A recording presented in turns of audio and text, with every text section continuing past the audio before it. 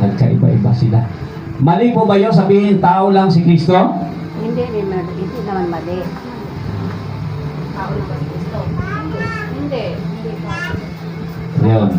Mali. Pag sinabi mong tao lang talaga. Pero pag sinabi mong naging tao, Yes. hindi siya tao, kundi Diyos. Pansinin niyo mga kapatid ha.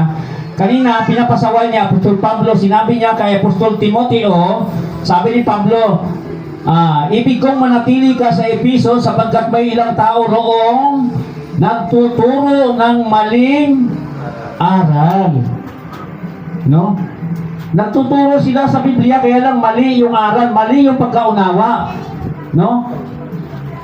Ngayon, ano yun? Ano yung mali? Nakita mo na, Kuya Ronel? Ronel? Pakibasa nga po, Kuya Ronel. 4, talatang 2. Yan, pakibasa po. Kasi mayroong nagtuturo na tao lang si Kristo. Pag tao lang si Kristo, hindi natin siya kailangan.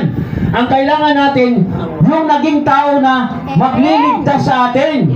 Hindi tao lang. Dahil tao na tayo, nung hindi naging tao si Kristo, sino magliligtas sa atin? Wala. Ha? Sino magliligtas sa atin kung tao lang si Kristo? Wala. Diba? Sino tutubos sa ating mga kasalanan? Sino mamagitan sa atin sa Diyos at sa tao? Wala. Wala. Kaya sabi ng Galacia, mga nahibang na ba kayo, mga taga-Galacia? Bakit sinabi yun? Dahil may mga ngaral na hindi naunawaan yung kahalagahan ng banal na kasulatan. Ito ang sabi ni Apostol Pablo sa aklat ng unang Timoteo 4, talatang 1, talatang 3. Ayan. Take note nyo po. Pinapasaway yung mali. Sabi, iutos mong sawayin sila sapagkat nagtuturo sila ng maling aral. Ano yung maling aral na tinutukoy ng banal na kasulatan? Ano yung mali? Mga ngaral na nagtuturo ng maling aral. Ano yun? Tao lang si Kristo. Tao lang si Kristo. Totoo bang mayroong nagtuturo na tao lang si Kristo? Amen. Totoo. Hindi tayo nagsisinungaling dahil mayroong nagtuturo ang tao lang si Kristo. Kung tao lang si Kristo, mali. Wala kayong tagapagligtas. Dahil kung hindi naging tao si Kristo, wala tayong tagapagligtas. Wala rin tayong tagapamagitan sa Diyos at sa tao.